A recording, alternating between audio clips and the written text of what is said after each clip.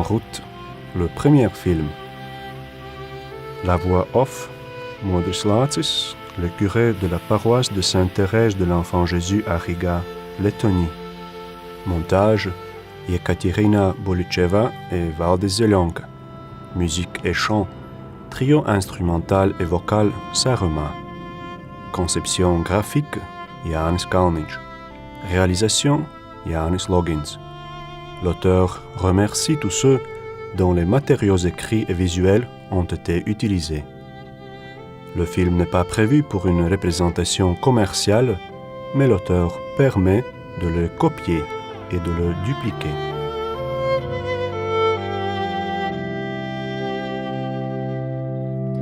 Uz eņģeļa spārna es uzlieku lūgšanu savu, lai aiznes viņš to uz debesu dārziem.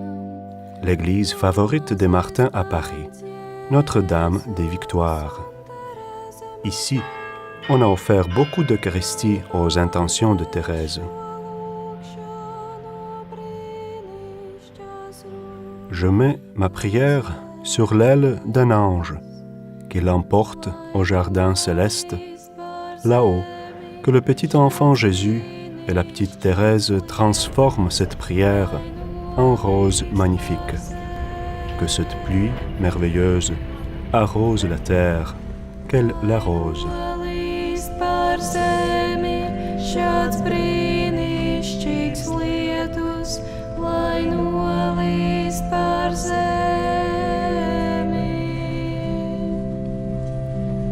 Uz eņģeļa spārna es uzlieku lūgšanu savu, lai aiznes viņš to uz debesu dārziem. Tur mazais bērns Jēzus un Terēze mazā. Lors de mon premier voyage à Lisieux, je me suis demandé comment faire pour trouver la basilique de Thérèse. En fait, il est impossible de ne pas la voir. Lai nolīst par zemi šāds brīnišķīgs lietus, lai nolīst par zemi.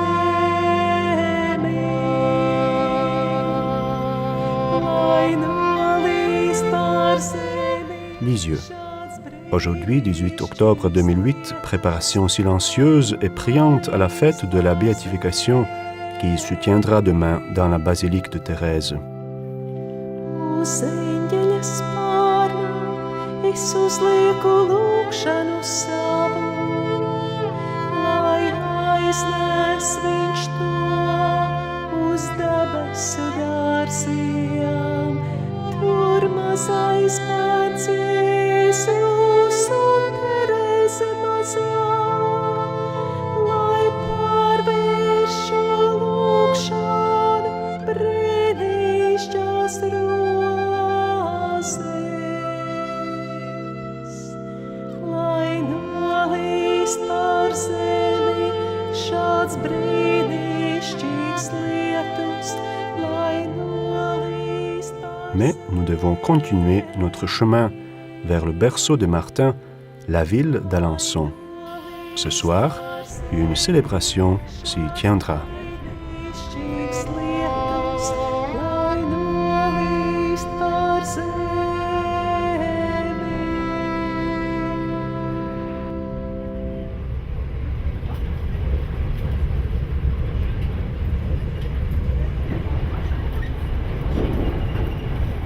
En route vers Alençon, ville natale de Thérèse.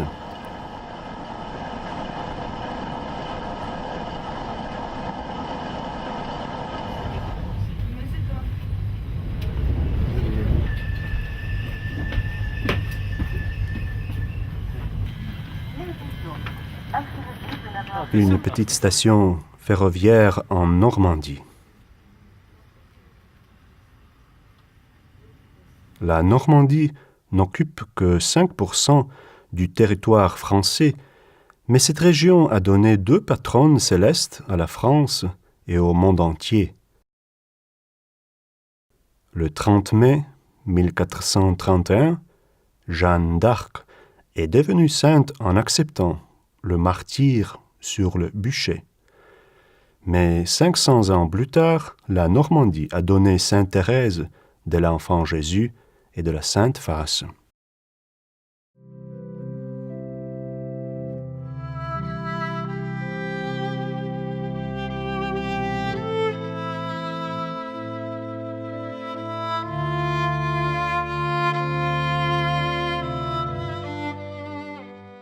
La durée du trajet de Paris jusqu'à Rouen ou Lisieux est à peu près égale, 1h30.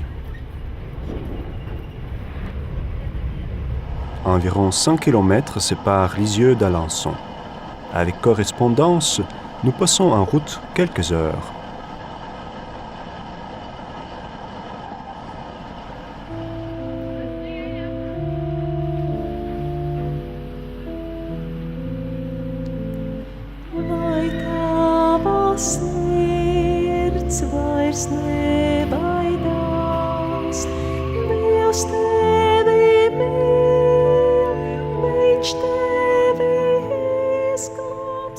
Que ton cœur n'ait plus peur, Dieu t'aime, il te sauvera. Que ton cœur n'ait plus peur, fais confiance à Dieu.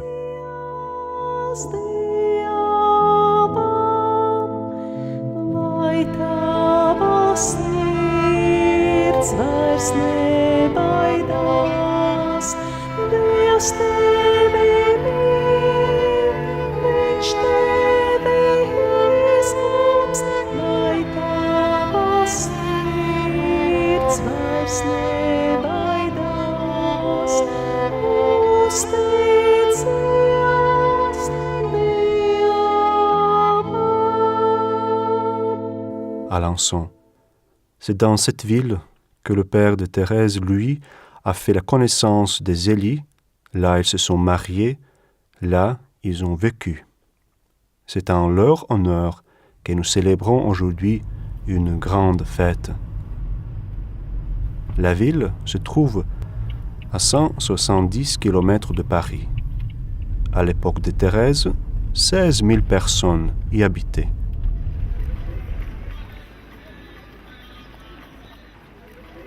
Alençon, sur le pays de l'enfance insouciante de Thérèse et de ses sœurs, Marie, Pauline, Léonie et Céline. Aujourd'hui, Alençon est une ville française, pas très grande. Elle compte 26 000 habitants. Ici, lui et Zélie ont vécu 19 ans, dès 1858 jusqu'à l'automne 1887, après la mort de Zélie.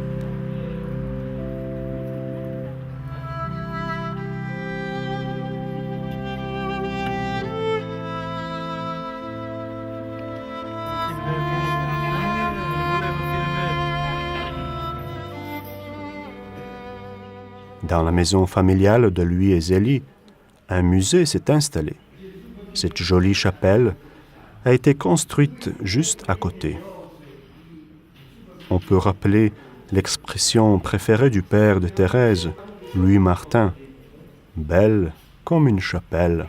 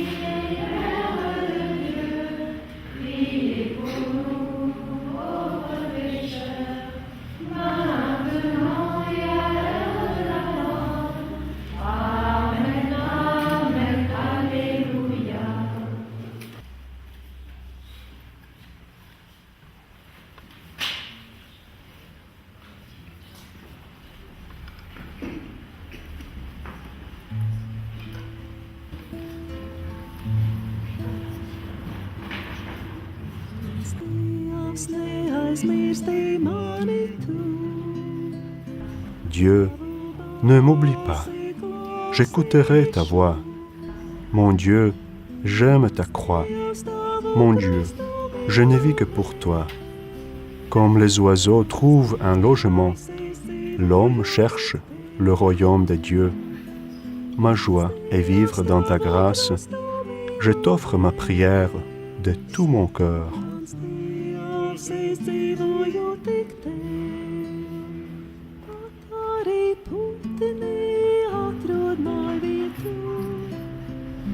Cilvēks meklē Dieva valstību.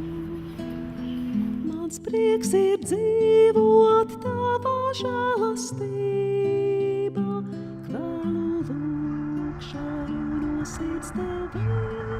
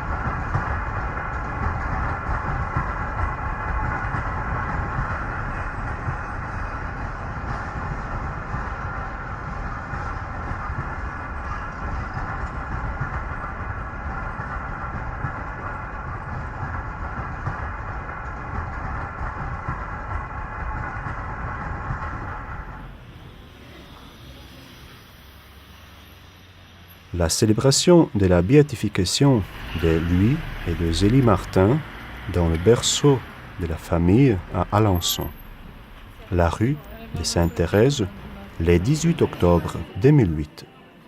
On peut dire avec certitude que c'était une fête de toute la ville.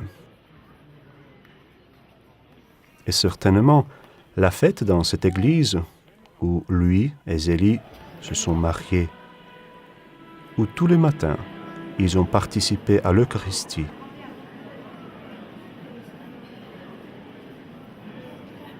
Voici le baptistère de la petite Thérèse. Voici la robe de baptême de Thérèse. Les parents se sont dépêchés de baptiser Thérèse le lendemain de sa naissance pour qu'elle ne meure pas sans baptême. En France, ces robes de baptême, longues et blanches, étaient traditionnelles à l'époque.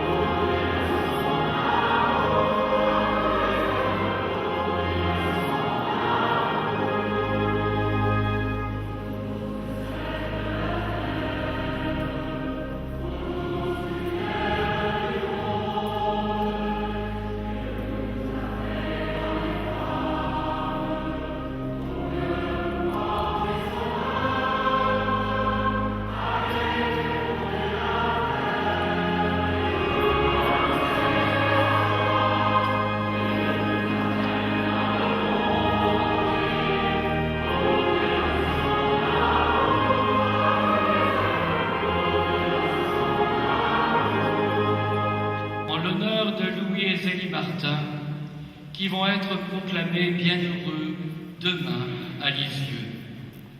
Permettez-moi, en votre nom, de saluer d'abord le cardinal José Sarayeva Martins, qui représente ce soir le Saint-Père le Pape.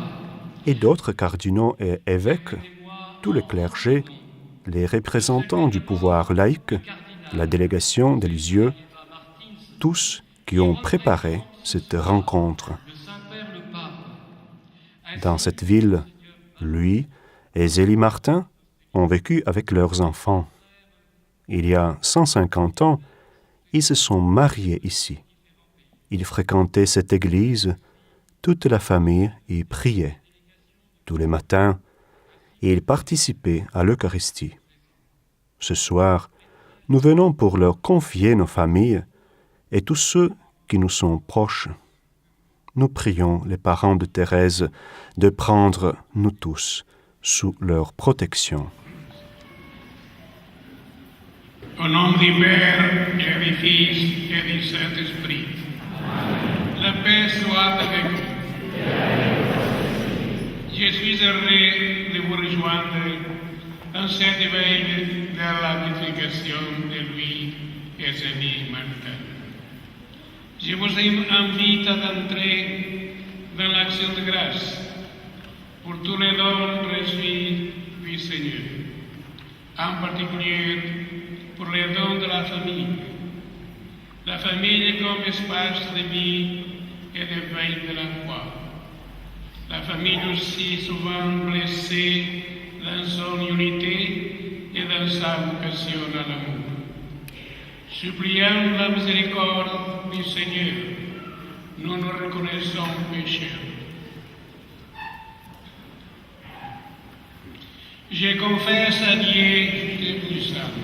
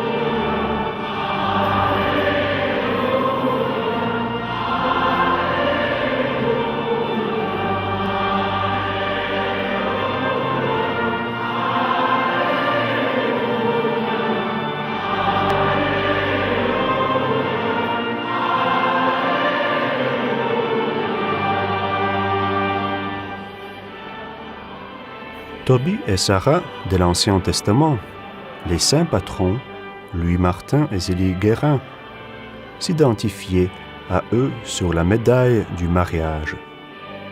C'est le pont Saint-Léonard, le pont de l'amour, où ils se sont rencontrés pour la première fois. La 6e religieuse sur cette photo est la cousine Marie Guérin.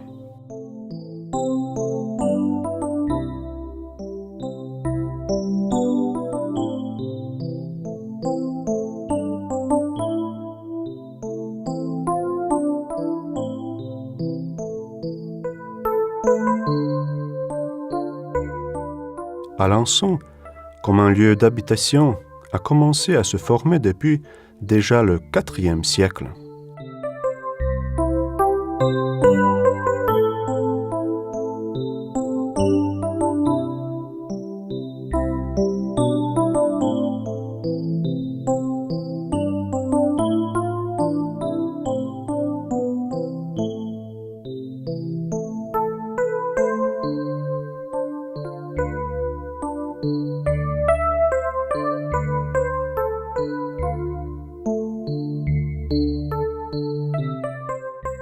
Les chercheurs ont étudié l'arbre généalogique de Louis et Zélie en partant de leurs ancêtres. Il serait important de mentionner quelques personnes particulières. L'un des oncles de Zélie était prêtre pendant la Révolution française. Il a été capturé lorsqu'il portait la Sainte Communion, puis assassiné. Il a versé son sang avec le sang du Christ.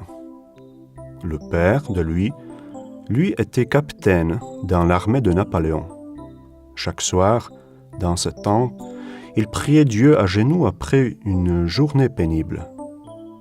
Ses compagnons d'armes lui demandaient étonnés « Mais que fais-tu » Le capitaine répondait « Je prie parce que je crois. Parce que je crois. »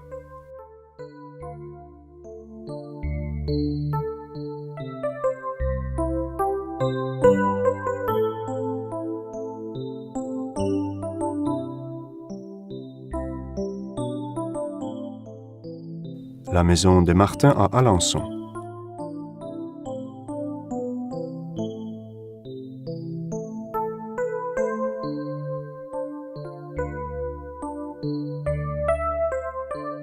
L'horlogerie, bijouterie de Louis Martin.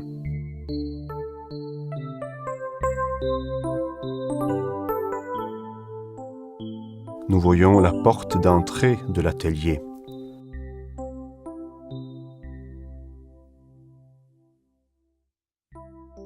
À propos de Martin, il faut dire que Dieu a donné cette deuxième sainte famille au peuple pour un temps déterminé. Avec la mort, en 1959, de la religieuse Céline, fille de Martin, leur arbre généalogique a pris fin dans ce monde.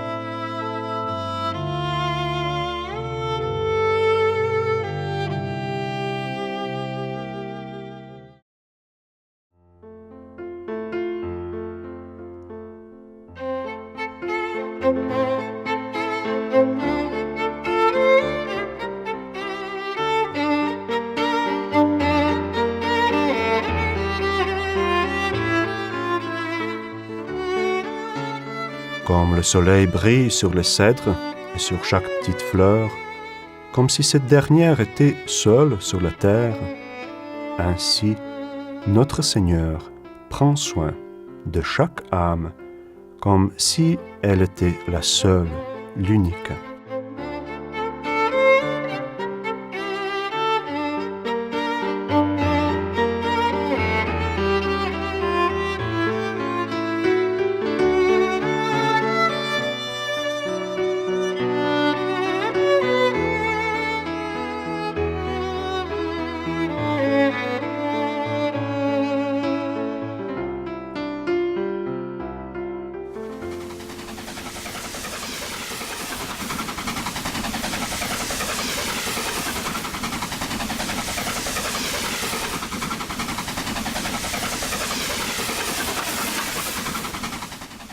L'enfance ensoleillée de Thérèse, l'idylle des sœurs de Thérèse avec leur père âgé, se sont effondrées comme dans Nabucco, l'opéra de Verdi.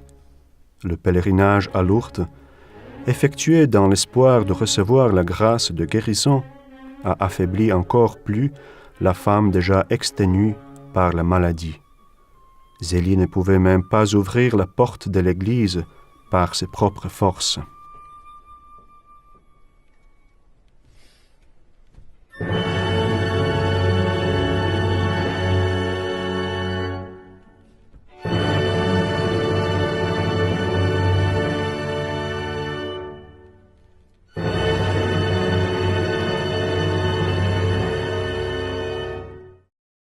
Maman est restée pendant longtemps allongée. Elle ne se levait pas. Je n'avais jamais vu un cercueil, mais j'ai compris ce que c'était. La vie de l'enfant a complètement changé. Thérèse avait 4 ans.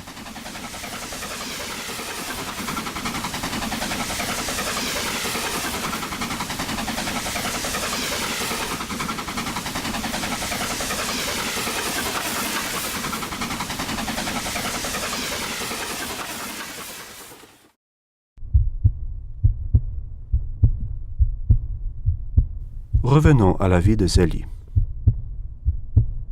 Elle avait voulu entrer en religion à Alençon, soigner les malades et les pauvres. Mais Dieu l'a conduite par un autre chemin. Zélie est devenue la mère d'une famille nombreuse. Elle a élevé ses filles pour le ciel. Pendant 13 ans, elle a porté et mis au monde 9 enfants. 4 d'entre eux sont morts en bas âge. Joseph, lui, Joseph Jean-Baptiste et Mélanie Thérèse n'ont vécu que quelques mois dans ce monde.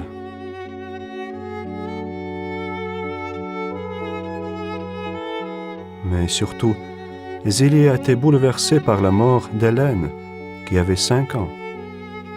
Avant son décès, la petite fille avait encore consolé sa mère pour que celle-ci ne s'inquiète pas.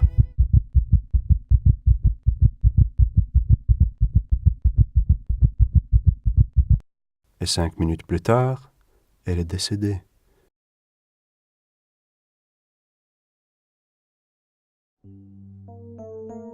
Un jour de la mort d'un de ces jeunes enfants, les ouvrières devaient recevoir leur salaire. Zélie se levait et est allée chez elle. Tel était son sentiment du devoir. Zélie écrivait des lettres à ses filles placées dans un internat. Elle écrivait aussi à ses proches. Quelle belle parole prophétique a-t-elle écrite le 1er novembre 1873 à la Toussaint.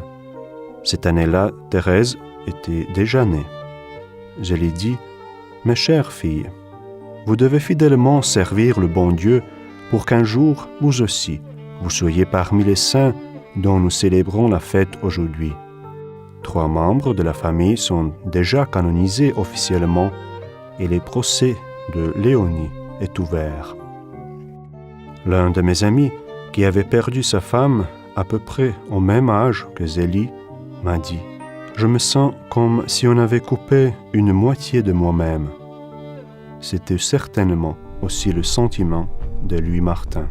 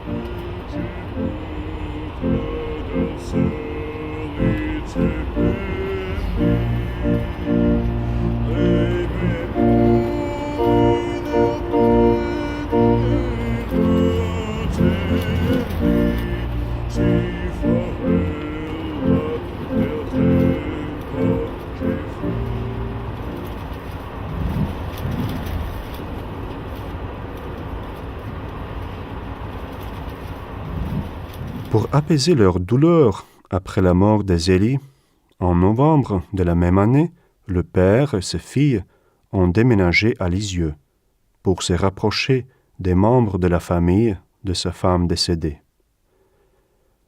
Nous voyons leur maison, les Buissonnets.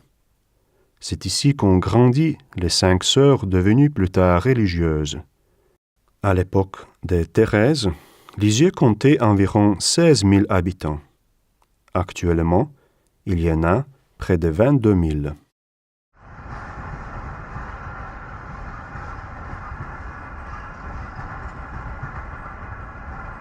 « 100 km séparent Alençon de Lisieux.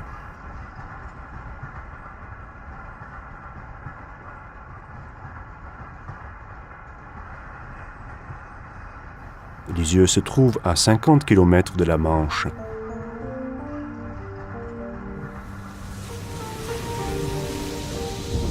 La Manche.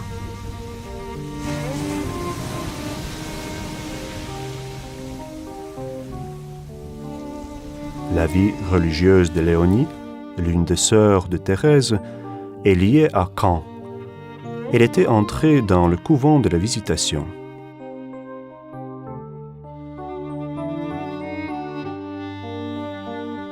Les beaux souvenirs de l'enfance de Thérèse, d'une mère infinie, sont liés à Trouville et à Deauville, qui se trouvent à une douzaine de kilomètres de Caen.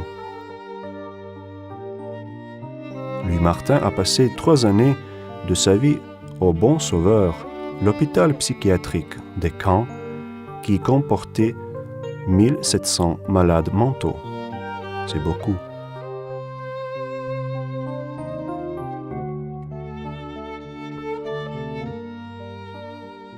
Lui a refusé une chambre privée, il voulait rester avec tous. Comme jadis, avec Zélie à Alençon, il assistait à la messe des ouvriers, 1 heure plus tôt, à 6 heures du matin. Les religieuses qui s'occupaient de l'hôpital de Caen disaient que M. Martin n'était pas un malade habituel. Les sœurs contemplaient en lui le mystère profond de la croix. Pendant ces lueurs de lucidité, lui disait « Tout est correct. Durant toute ma vie, j'avais pris l'habitude d'établir l'ordre des choses. Maintenant, je dois être humilié pour anéantir mon orgueil. » Le cœur des religieuses se serrait quand elles voyaient ce patriarche à tête grise dans un tel état. Mais il faut ajouter, comme ces filles en ont témoigné, que leur père, revenu d'Alençon, inspiré par l'Esprit Saint, avait dit avoir demandé à Dieu des épreuves. Il avait demandé la croix, et la voici. À Lisieux, où tout le monde se connaissait, on a commencé à parler de la cruauté des filles, surtout de celle de la cadette, de Thérèse donc. On disait que son père serait devenu fou à cause de son entrée en religion. Thérèse est entrée au Carmel en 1888 à l'âge de 15 ans. Elle s'est mise à genoux devant son roi à tête grise en lui demandant sa bénédiction. Puis, le père s'est également agenouillé devant sa fille et a tracé une croix sur son front.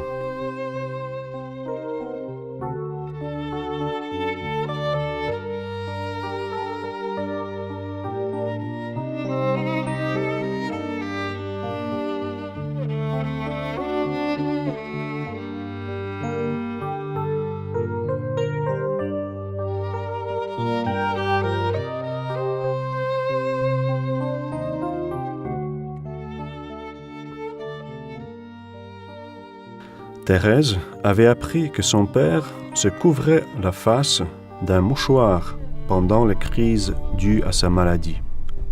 Elle y avait vu une ressemblance avec la face du Christ souffrant.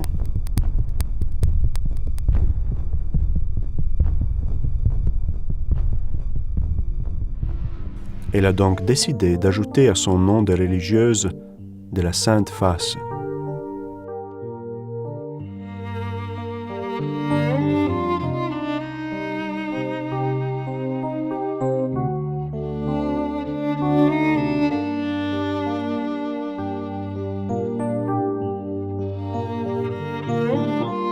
Thérèse avait encouragé son père dans sa décision d'offrir le maître-autel à la cathédrale de Lisieux.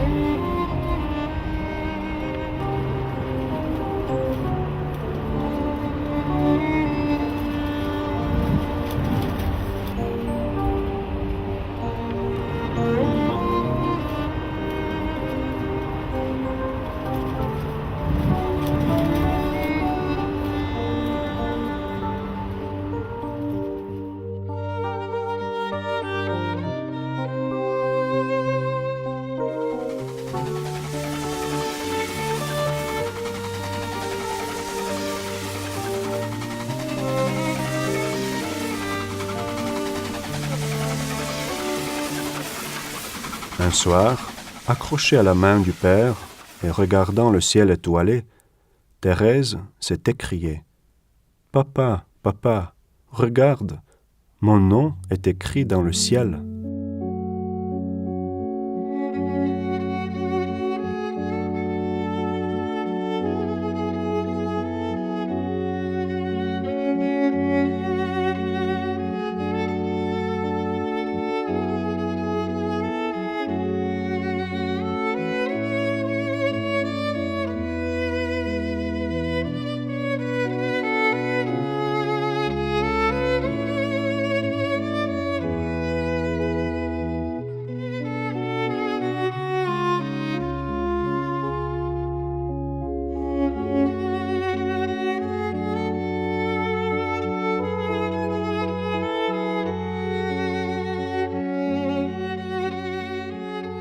Au ciel, nous voyons une sorte de lettre semblable à T, mais aussi une croix.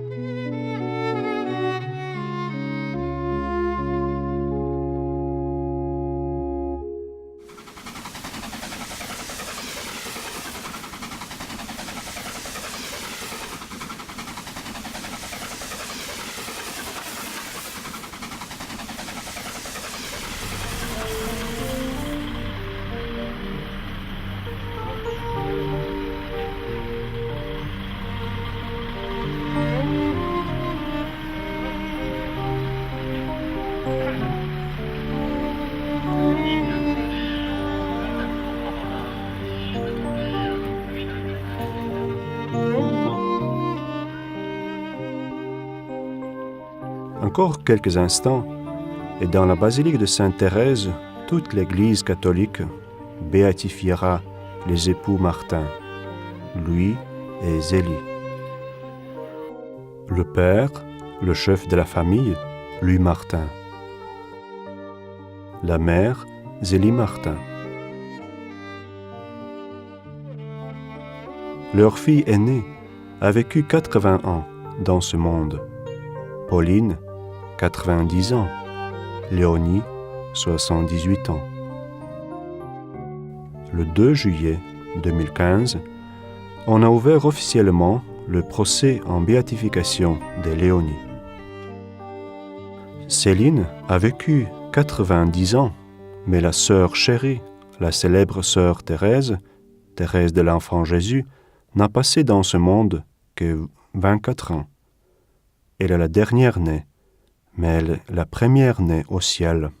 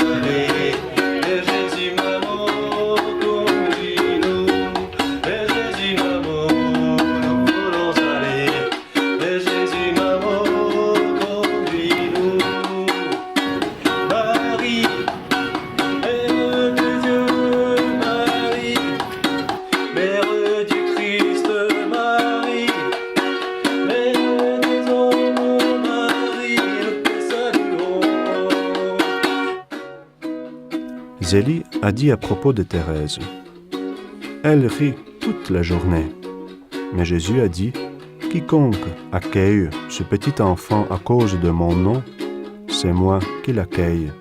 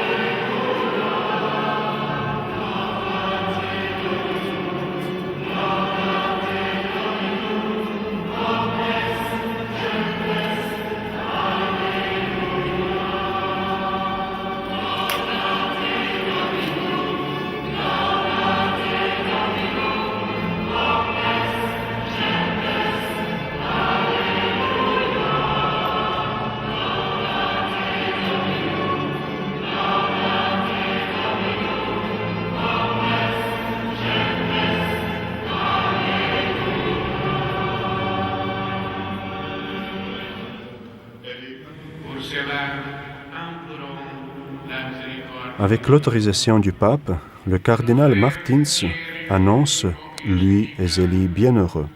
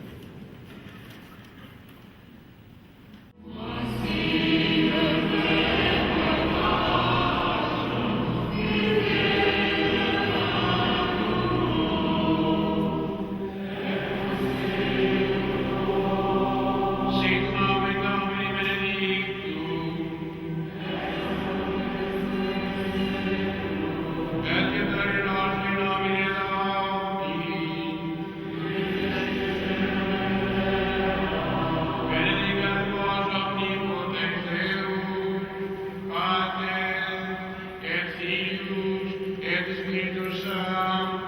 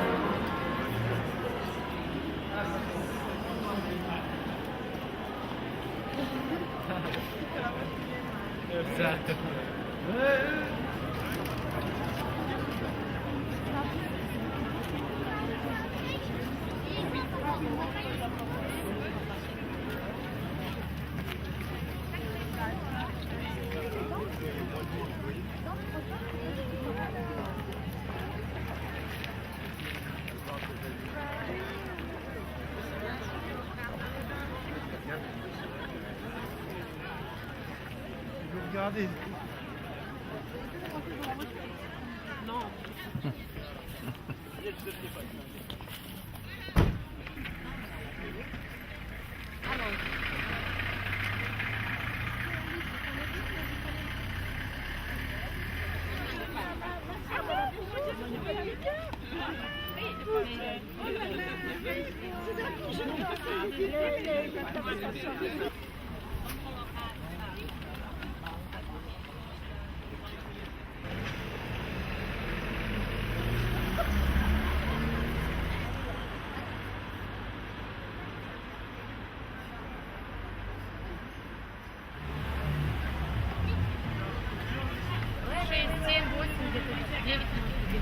Но они все по-разному.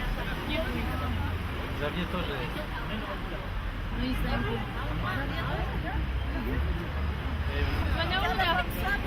Toi, t'es avec le moulin.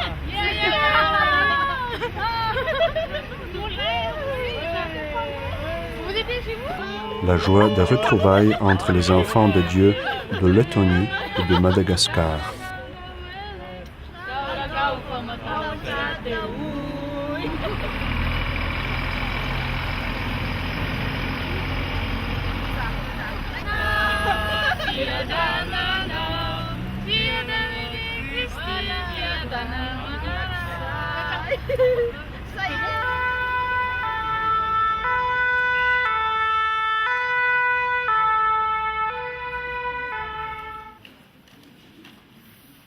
La chapelle, près du Carmel de Lisieux. C'est Thérèse. Depuis déjà 100 ans, des gens viennent ici pour chercher l'enfance divine.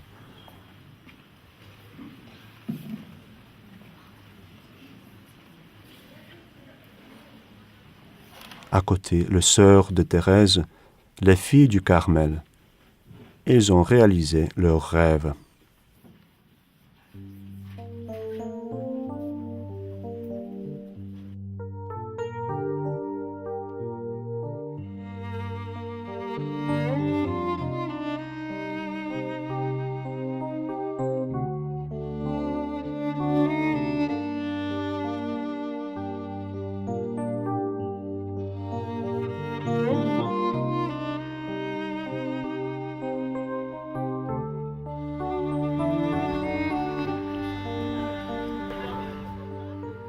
Le pape François dit « Le temps n'est pas une horloge, c'est une espérance.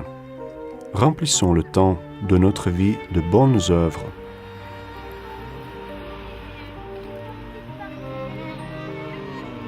Le chemin à partir du Carmel de Lisieux, le long de la résidence de Jeanne d'Arc, comme on le voit sur cette plaque. Thérèse aimait Jeanne. Elle mettait en scène la vie de cette héroïne de la France en représentation théâtrale.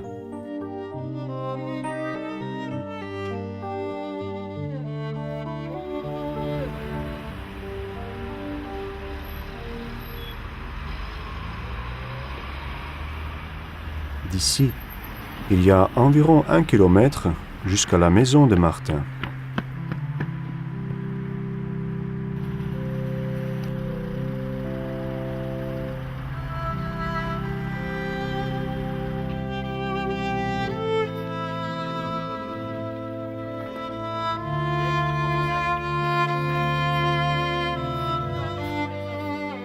Depuis 100 ans, rien n'a changé.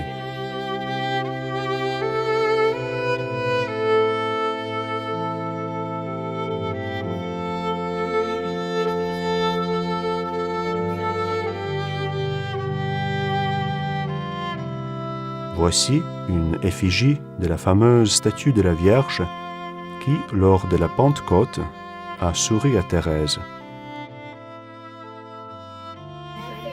Ici, les filles ont mûri pour la vie religieuse.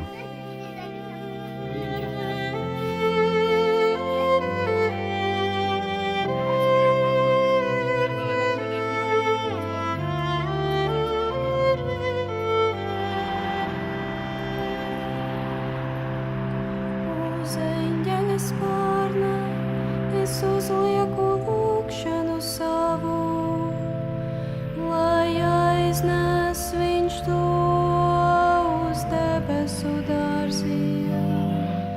Tur mazais bērns Jēzus un Terēze mazā, lai pārvērš šo lūgšanu brīnišķās rūpes.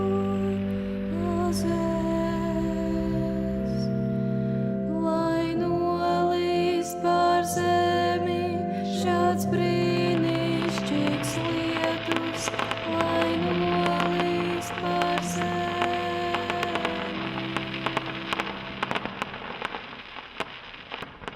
Notre train Lisieux-Paris devait arriver juste au début du feu d'artifice. Mais voici qu'on annonce que le train avait du retard, sans d'autres explications. À ce moment-là, le feu d'artifice a commencé en l'honneur de lui et de Zélie.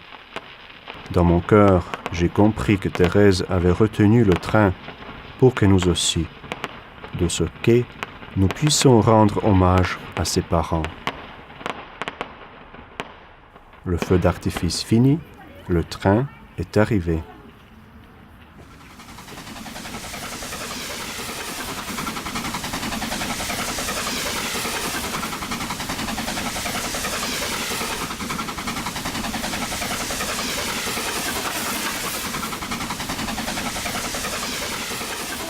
Le 26 mars 1923 a eu lieu la translation solennelle du cercueil de la petite Thérèse du cimetière vers le Carmel.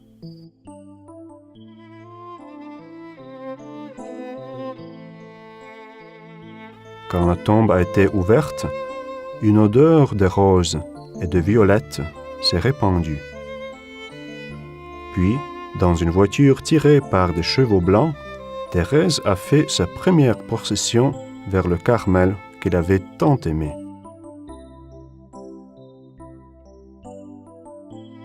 Il y a eu un arrêt devant l'abbaye des Bénédictines où Thérèse avait fait ses études.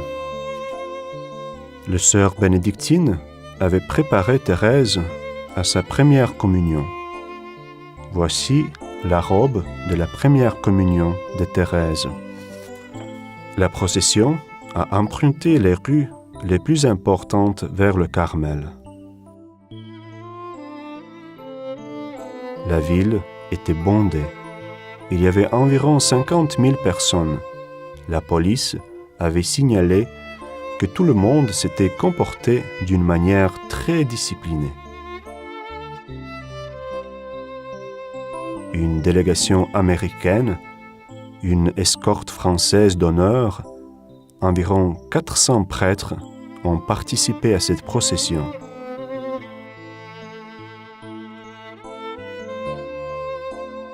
Et voici que 6 hommes ont ramené Thérèse jusque dans son Carmel. La chapelle avait été embellie pour recueillir sa chère fille. Le Brésil a offert cette première magnifique châsse dorée.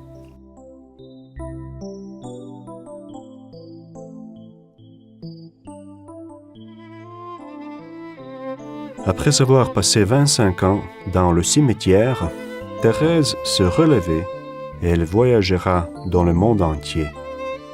Un mois après cette translation, sa béatification a eu lieu à Rome.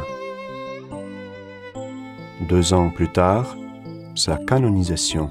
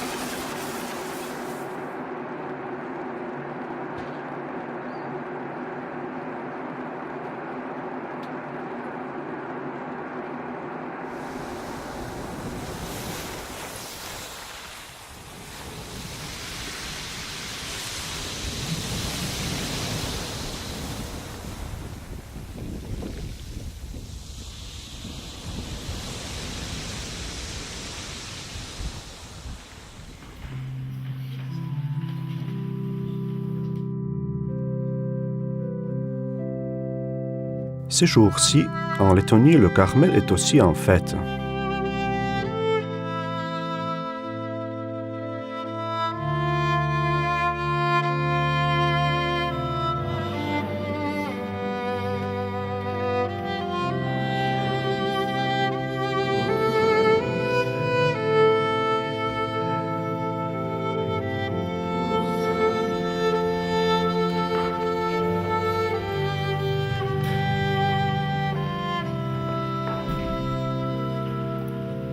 Une sœur prononce ses vœux solennels.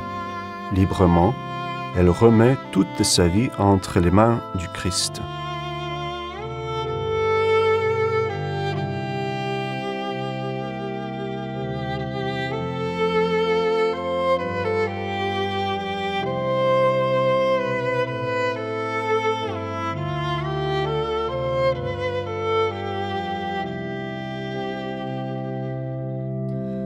Uz eņģeļa spārna es uzlieku lūgšanu savu, lai aiznes viņš to uz debesu dārziem.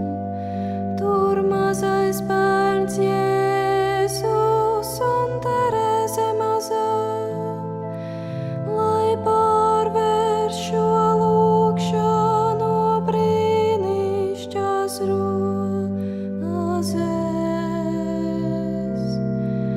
lai no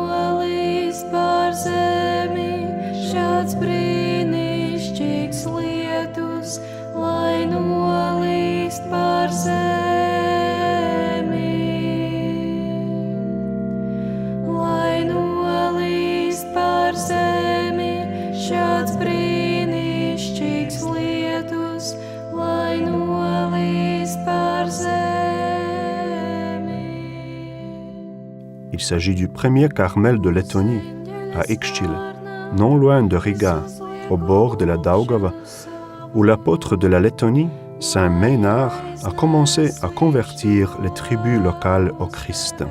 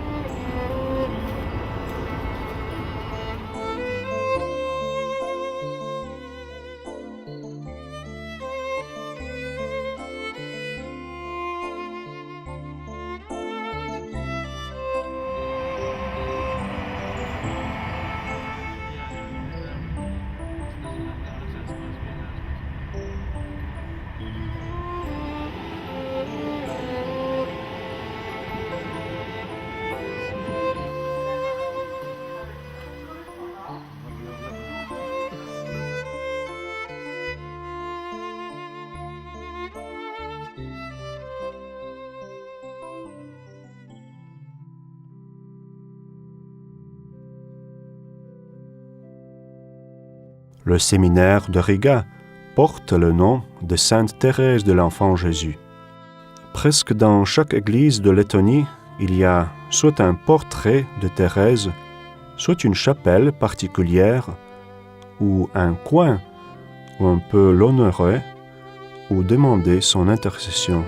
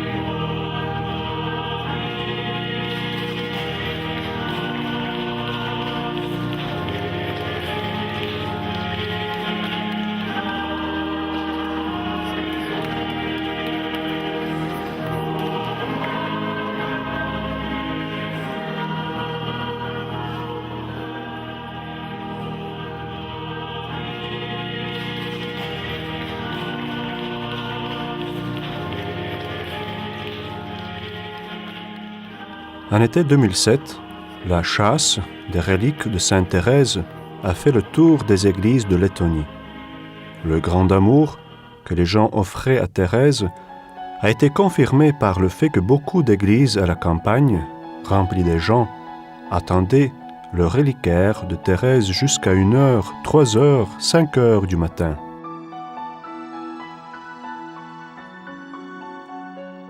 Ce fait prouve l'influence de cette merveilleuse médiatrice de Dieu sur le cœur des gens.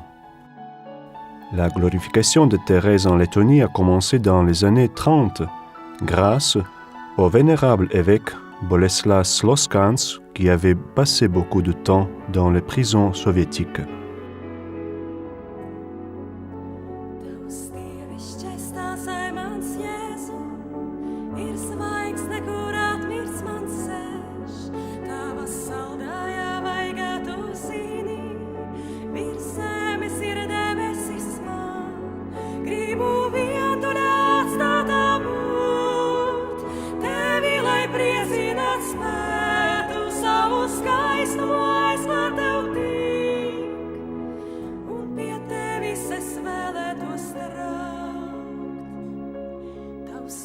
Kungs ir tevi jāmana, mīlas vārds. Žēlstību manu tas nes, tas ir ziedos smaidošā pļāvā, manas ikdienas saulstāru zelts. Gribu vietu atstāt būt, tevi, lai priecinātu spētu. Alors, maintenant attendons la visite des saints parents de Sainte Thérèse. Pie tevis es vēlētos raukt, tā ir ielēju līlijā baltā, kuras smarža kā noslēpums sauc, manu dvēseli priecināt rimdā, un debesu mieru tai sniedz.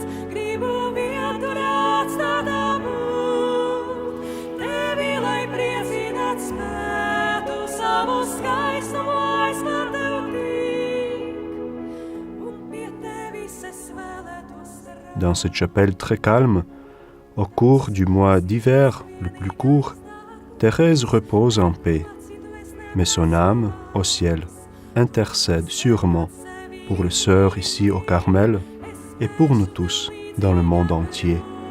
Gribu vietu atstāt būt, tevi, lai priecināt spētu, savu skaistumu aizklāt tev tik, un pie tevis es vēlētos raukt.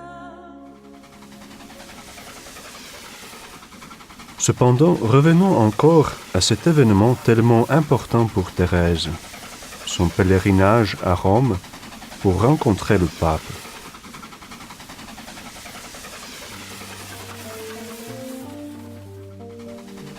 En novembre 1887, le groupe de pèlerins religieux est parti pour Rome. Lui est parti avec Céline et Thérèse.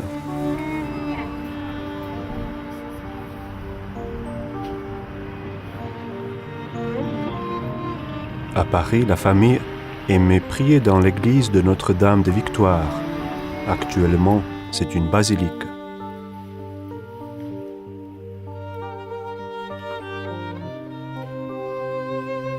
À la Pentecôte 1887, Thérèse avait demandé à son père une grâce particulière, la permission d'entrer au Carmel à l'âge de 15 ans. Le père ne disait rien. Il semblait qu'il était envahi d'une joie paisible, éveillé par un sacrifice absolu.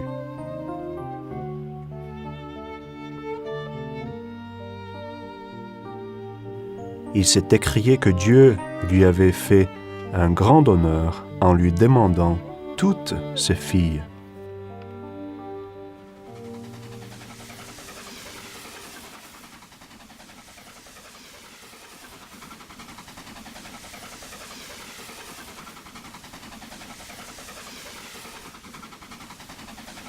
Le père a souffert du départ de Marie lorsque celle-ci était entrée en religion.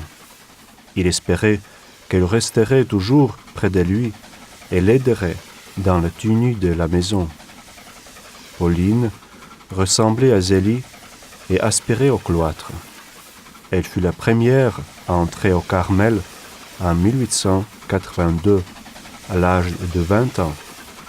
Plus tard, elle est devenue la prieure du monastère. C'est grâce à elle que le monde a connu l'histoire d'une âme de Thérèse. Mais voici que Marie, à l'âge de 26 ans, est aussi entrée au Carmel.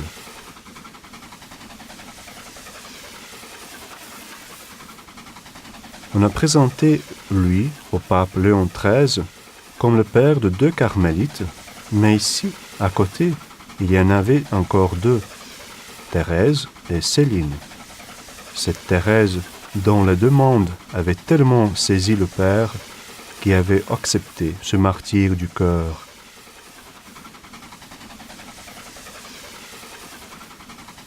Le chemin était long, et Thérèse a découvert beaucoup de choses nouvelles dans la vie du monde, pas toujours les meilleures.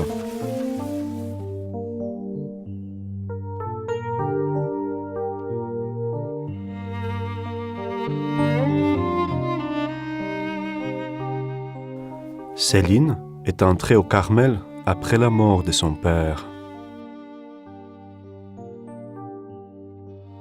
Léonie a été la dernière à quitter la vie mondaine. Elle a prononcé ce vœu à Caen, dans l'ordre de la Visitation en 1900.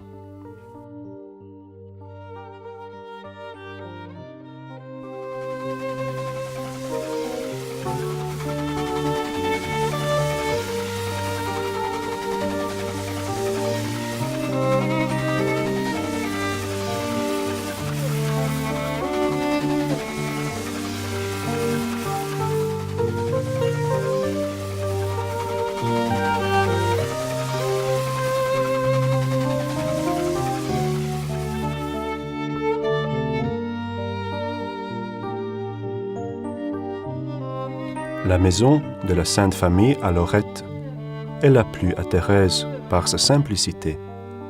La bienheureuse sœur Catherine Emmerich, dans son livre La vie du Christ, décrit comment 7 anges ont transporté la maison de Nazareth à Lorette.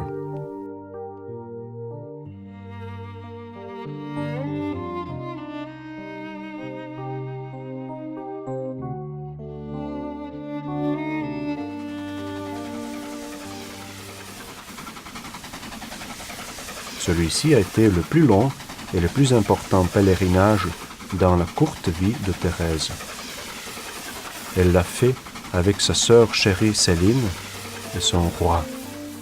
Comme elle désirait ressembler à Sainte Cécile, à Sainte Agnès, à tous les martyrs de Rome.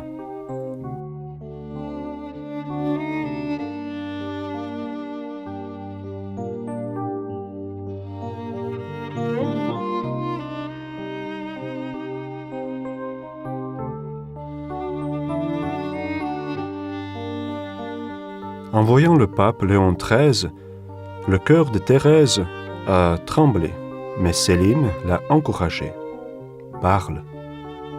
Quand le tour de Thérèse est venu, elle s'est agenouillée devant le pape, s'est accrochée à ses vêtements avec une unique demande. « Permettez-moi d'entrer au Carmel. »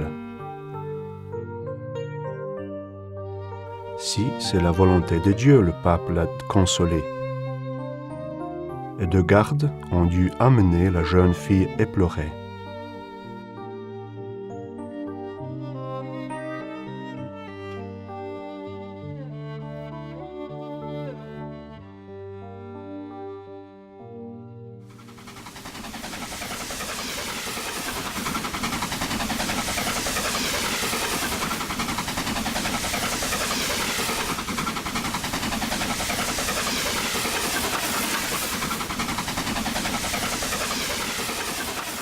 Pietro a rencontré le pape, il l'a embrassé et a pleuré. Son appareil auditif est tombé par terre, le pape s'est penché pour le ramasser. Pietro a raconté. Il a eu le sentiment qu'il embrassait Jésus-Christ en personne. En partant, le Saint-Père François lui a fait signe et a dit à haute voix « Ne pleure pas, tout sera OK. »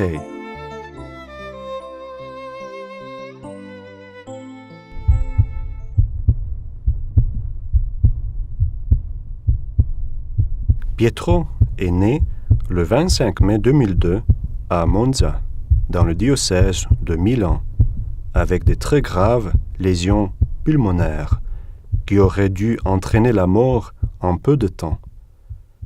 Tout de suite, on l'a placé sous respiration artificielle. Ses parents, Adèle et Walter, des croyants, ont fait ce que Zélie avait fait jadis. Ils ont demandé au père Carme, Antonio Sangalli, de baptiser leur fils avant sa mort.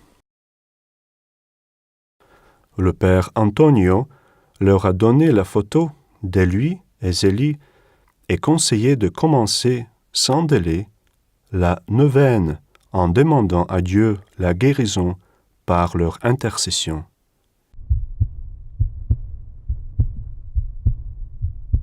Pietro, lié par 18 tubes, ses petites mains croisées, était couché comme un vrai martyr, l'agneau de Dieu. Durant ce temps-là, par an, et Ami priait la neuvaine et le rosaire. Le petit garçon a traversé plusieurs crises, mais le 29 juin, le jour de Saint-Pierre, Pietro, dont c'était justement la fête, a commencé à respirer par lui-même. C'était un miracle qu'on ne pouvait pas expliquer médicalement.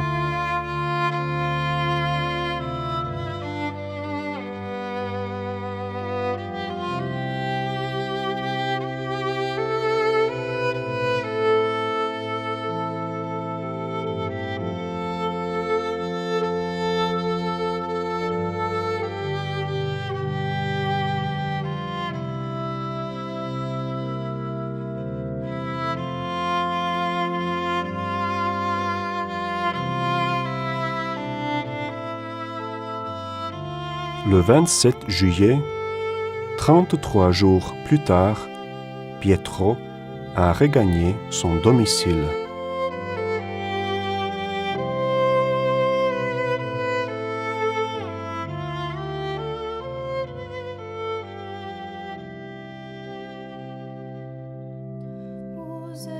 Lui-même a raconté lorsqu'il était petit. À sa naissance, il se trouvait dans une situation grave. Ses parents ont prié les parents de Thérèse, lui et Zélie. Ceux-ci sont allés vers Jésus et Jésus l'a guéri.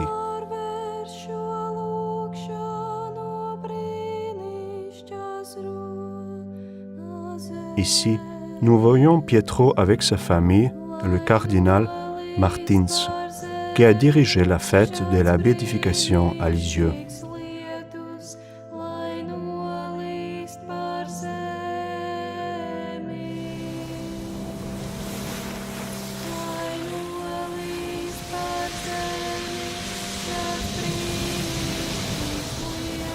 En 2008, le 15 octobre, jour de la fête de Sainte Thérèse d'Avila, à Valence, en Espagne, une fillette est née, Carmen.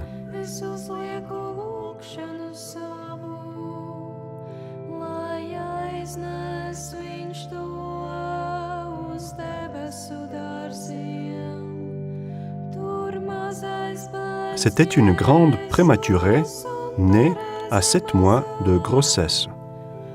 Elle avait présenté de multiples pathologies, dont une hémorragie cérébrale très grave.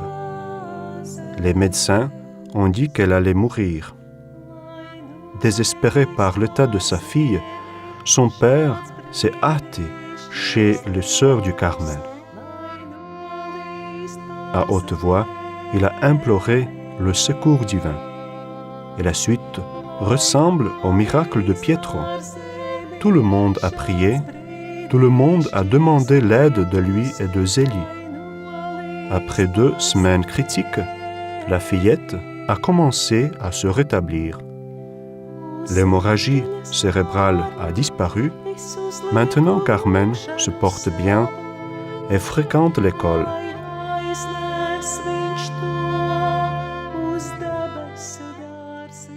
Le 7 janvier 2013, l'archevêque de Valence a ouvert le procès du miracle.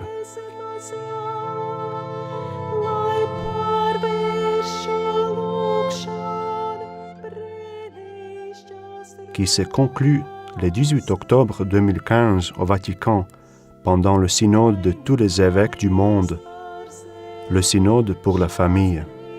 Et pour la première fois dans l'histoire, on a canonisé une famille, les conjoints, le mari et la femme ensemble, les Martins.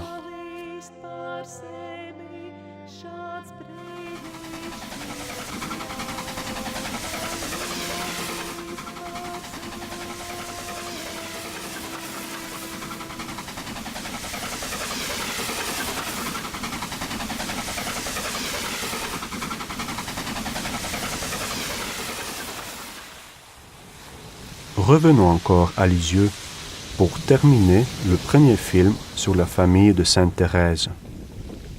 Le 9 février 2009.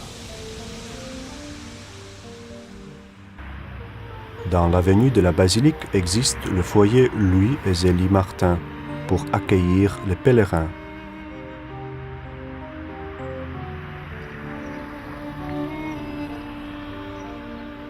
Le lieu le plus connu à Lisieux est la basilique consacrée à Sainte Thérèse, commencée en 1929. Encore plusieurs mois après la célébration en l'honneur de Louis et Zélie, nous voyons des signes commémoratifs.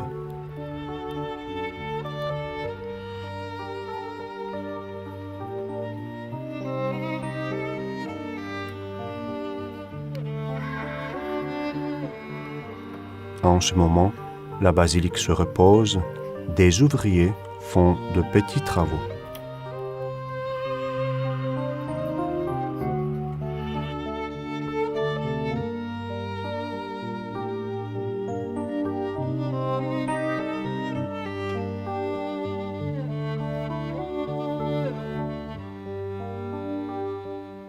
À l'étage inférieur, à la crypte, près de l'autel, on a placé la châsse des reliques de Louis et Zélie. Sur cette châsse, on voit les images des événements les plus importants de leur vie.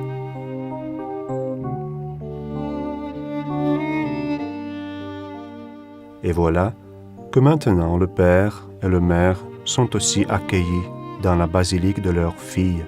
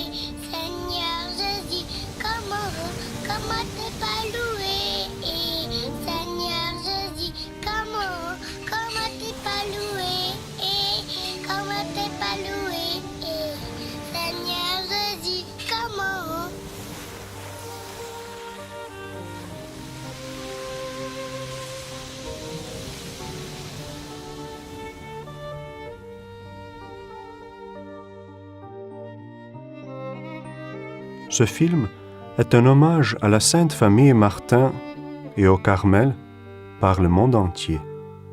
Que la bénédiction de Dieu, l'intercession de Sainte Thérèse et de ses saints parents Louis et Zélie nous accompagnent tous dans notre chemin vers le ciel. Amen.